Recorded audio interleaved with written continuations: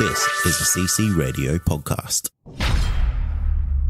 Welcome to the Countdown Movie and TV Reviews podcast. This is our feature review for Pet Sematary. That is correct. My name is Paul. That is Wayne. Word. Welcome along to this week's feature review. And, of course, Pet Sematary is a remake of the 1989, I want to say, because I haven't done my fucking research. FYI? Yes, I'm quite correct. I've seen that. Ooh. I saw it in the drive-in. That's how old I am. That's where I saw it too. Also in the drive-ins. That is quite the coincidence. I wonder if we saw it together. Just the two of us, hand in hand. Could have fucking happened. It could have happened. Anyway, Pet Sematary is a 2019 remake, and it is directed by Kevin Koch and Dennis Widmer, the directors of a little horror film called Starry Nights, which got a lot of critical acclaim. The screenplay this time around is by... I haven't seen it. Okay. It sounded boring. Oh my God. Screenplay by Jeff Bueller is... It comes, of course, from the Stephen King classic 1983 horror novel of the same name. It's 101 minutes long. The budget was $21 million. It is reportedly headed towards a $23 million opening weekend in the States alone. So this film will end up being a success. Really? Wayne, I know what Wayne thinks of this film, and I'll relate why I know when we get into it. But Wayne, what is the film about? You see, folks, Pet Sematary is about the Creed family, played by Jason Clarke and 3 other people. They move into this new country house of You theirs. should say that, don't I? It is played Amy Semetz and John Lithgow lives across the road. Of course. Now, they move into this new country house where they plan to raise the kids, Ellie and infant son, Gage, who is played by 2 twins. Yeah, as is often the case. Yeah, it's often the case. Yep. Now, while exploring the grounds of their new country house, that little girl, Ellie, she discovers a pet cemetery, but is warned away from exploring further by John Lithgow. The land behind the cemetery, however, has a terrible power, like the ability to resurrect any body buried in it, although they never come back the same. Jason Clarke discovers this when he buries their cat, which comes back as a damn zombie cat, or something. Mm-hmm. Now, Jason Clarke then makes a series of very bad decisions, leading to a bunch of bad shit going down. Yeah. Paul? Sometimes dead is better. Oh, yes. That is the film. Wayne, we all know now, if you're a regular listener to the show, you know how much Wayne hates horror films. If you are and you listen to the show, welcome. It's great to have you on board. You're about to find out just how much Wayne hates horror films. Wayne, what did you think of the remake of Pet Sematary? With thanks to Natalie Cameron for the invite to the advanced screening, which we saw in a packed theatre to a, I think, largely appreciative crowd. Yes, I would agree they were largely appreciative. Largely. There were some detractors. Yeah. Including the man to my left. Well, now, I'm not going to apologize for not liking horror movies anymore. If the best you'll get from me with a horror movie is like, look, I didn't enjoy my time there, but it definitely is a good movie, like I said, with fucking that one with the beheadings. The beheadings one. Hereditary. Hereditary, right. But this one, having said that, is... I feel like a really big trick or card this movie has to play is its hopes you've seen the first one, the original. Because of all that, they turn each scene on their heads. Yeah. Now, those may be scenes from the book. We will save the spoilers for what they do change. But like you're as a guy who saw it before, like really young, I was like, oh, this is the bit where okay, so they there's some good knowing nods, some good changes. Definitely, and I think there are some broad scale changes about this. And I think that's the best thing about the movie is that it leaves you in a different place, which is very important, I think, for a remake. All right, so that is actually really good. Having said that, preparing myself. I didn't buy this at all. Like, the performances with the intermittent scenes between all the action bits from the book or movie, I assume. Like, when certain characters inevitably buy the farm, Jason Clarke, or the reaction from those people is just like, so is not particularly convincing. It's like a single tear or something like that. And that, as a result, does not make me believe that his next step would be the next step that he made. Really? Because he wasn't upset enough. He wasn't upset enough to go and do the thing that he was going to do. Okay, so you're familiar with the 5 stages of grief, Wayne? Oh, yeah? The model. Yes. Number 1 is shock. Yeah, but that's a very long shock period this character went through. No, not really. Well, that was like the next day or 2 days or some shit. Exactly. That's pretty normal to be numb and disconnected. But beyond that, he also knows when the inevitable death does occur, he knows that there is an option for him as well. So he's not giving in to his grief because he's not saying goodbye. But it just didn't seem at all like... I had no problem with that part of the film. Now, okay, this is probably a good insight here. I, a man who has no children. You, a man who has a daughter. Sure. You may take that course of action in his place? Do you understand it? No, right? Look, I know it's a horror movie. It's very hard to put yourself in the headspace of a character who learns the sour ground behind his home Yeah. will bring back anything that you bury in it. Yeah. And even if you subsequently learn that what you bury in it won't come back the same. Yeah. So this is not like Shelley Long in Hello Again.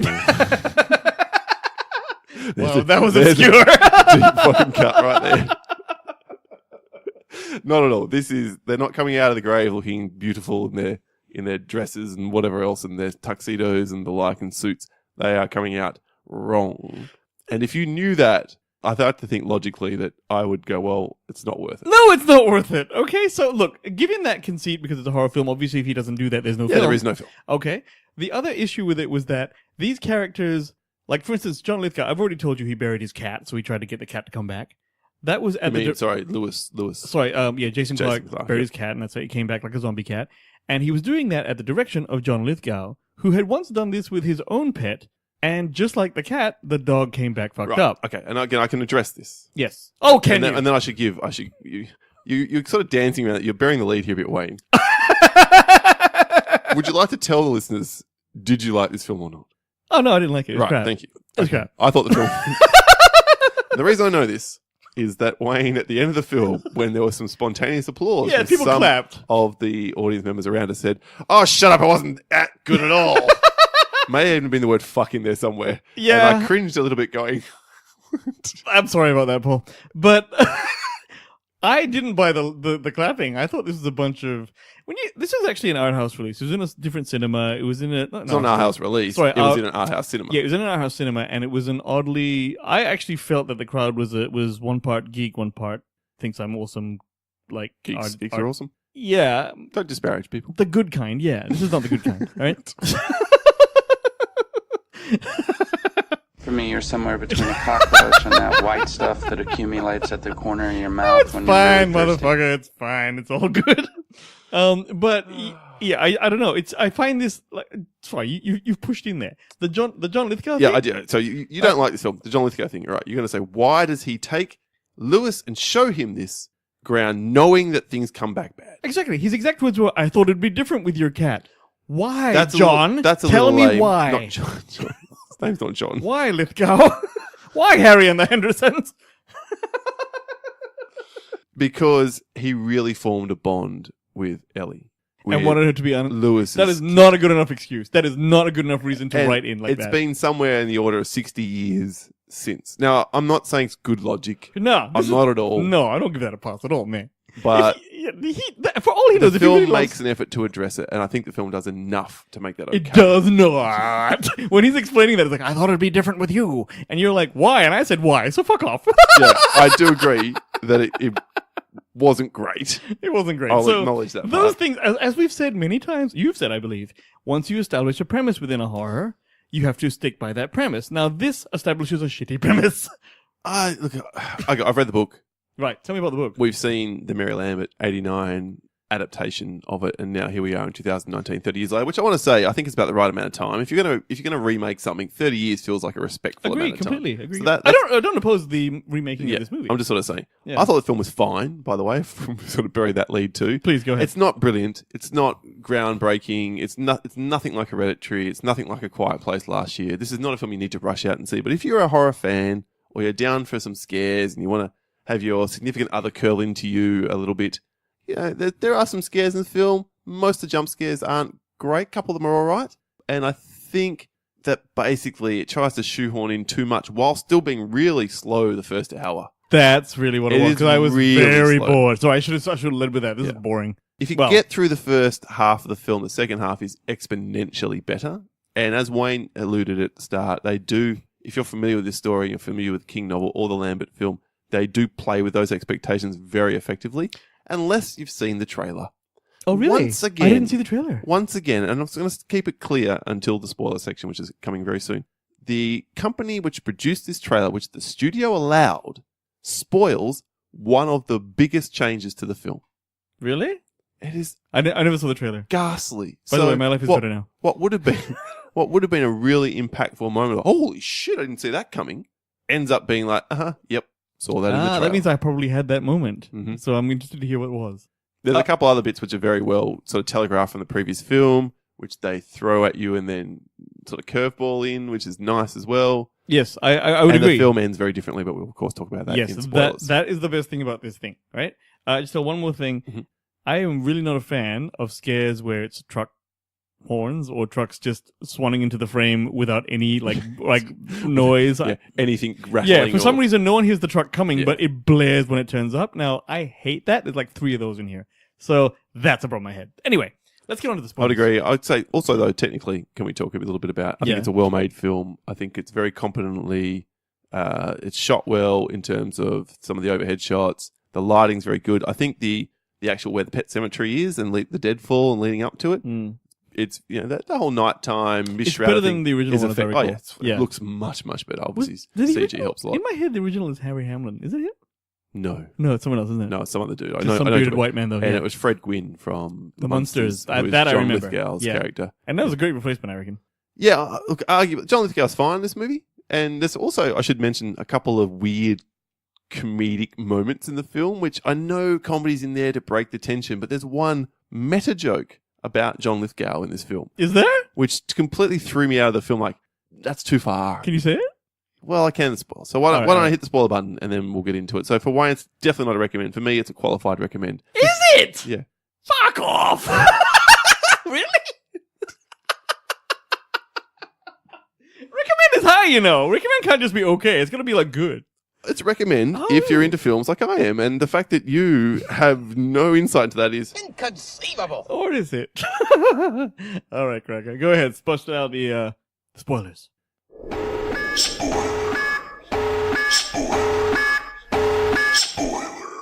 All right, now we can speak freely. You are here if you've seen the film or if you have zero interest / if you don't care. Don't care. Yeah, Go on. firstly, the thing that was spoiled in the trailer was it's Ellie who dies and Oh my god, it tells you that? not Gage. Yeah, That was a which is huge thing for me. absolutely fucking ridiculous. Because the boy's going in there, and it misses him. I'm like, oh shit, they're doing this. Yep. Kaboom. Which- And that was huge. which sets up a much better final act because Ellie's old enough to speak. yeah. And we established the dead can speak at the very end of the novel and the end of the first film when the wife comes back and she says, "Darling," as she puts her hand on Lewis's shoulder. And that's how both the movie end from memory and definitely the novel end. Oh, really? Yeah, so you don't know what's going to happen, but it heavily implies that now Lewis is going to die. Oh, I didn't know that. I thought that the original movie ended when he did the needle in the kid's neck or whatever, and he actually finally killed the boy. No. Oh man, I forgot. I must have put my head down or some Oh, well, shit. now I'm going to check it out because I'm almost... No, you're probably posi- right. You're probably right. No, I'm not having a go at you. I'm legitimately like, oh, shit, really? Have I got that one wrong? No, I'm entirely sure almost that you have that right because I would have probably just gone and then Yeah, gone for that night, popcorn. the horribly mutilated Rachel returns to Lewis and the couple embrace. Rachel takes a large knife from the counter as Lewis screams. That's how the movie ends. Oh, does it? The original movie That's pretty ends. edgy for a 1989 joint. Well, the 80s were pretty edgy in many, many ways. Yeah, maybe you're right. Let's be honest. Yeah, Fred Gwynn's character and John Lithgow's character in this one, Judd Crandall. Mm. So in the original, there's the very famous The Achilles? slicing of the Achilles. Yeah. They play on that. They play on it, but then when it happens in this movie, it's even worse. way worse, Yeah, it's man. pretty cool. The shing is like fucking stab, hack. And that's what's cool about this one. In this film, Ellie can talk. Yes. And so you're getting That's more of an that's a insight very into good point. Very good point. the dead and okay, so they're dead, they've come back, and not that you know their machinations and what their plan is, but clearly she's more evil than this little kid who's running around going, which is all that Gage really does Yeah. in the books and whatever else, and says some few baby words because he is like 2 or whatever he is. Good God. That's where Chucky came from, right? There's some similarities. Yeah, a little I think bit. Chucky was before Was Pet it? Oh, Sematary, yep. okay. All right. So I like that, and I thought Ellie, the kid who plays her, is excellent. Little girl, great. Jete really Lawrence great. or Jete, I don't know. Yeah. Is fantastic, and she goes from being just a normal little girl to being this monster, And I buy it. and it's fantastic. So she's the best thing about the film. I would agree. I would absolutely agree. Really dug that part. What didn't work for me in the film, and I think this was in the novel but not in the original film, is they throw in a whole bunch of, yes, it's Native American land and the like, but then they kind of throw in this hint at the Wendigo.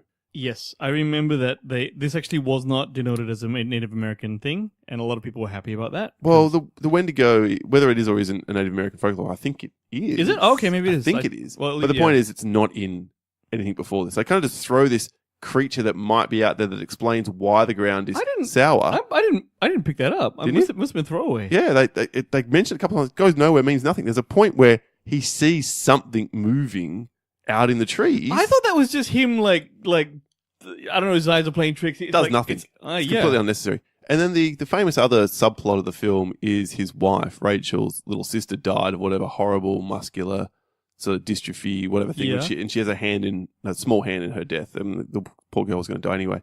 And she's terrified of death and the like. And that's all okay. But the scares, it almost becomes like a haunted house thing. And it makes no sense. Why? Yeah. That's got nothing to do with sour ground and your sister being there, but yet somehow she's haunted? Is that... It doesn't work. I'm kind of amazed that the parents kept the house. I'll be honest with you. She's like, oh, there's the dumb waiter where my fucking sister died and when she goes back there, that's Why right. don't you just not go back to that house? I don't know. You would think that you would move out. Anyway. You might. Or if maybe they don't have the means, but surely 30 years later or whatever it is. They could if they wanted to. 25 years later. Yeah. Okay. Well, so I didn't mind. I like the way it ends. It ends with all the characters dying.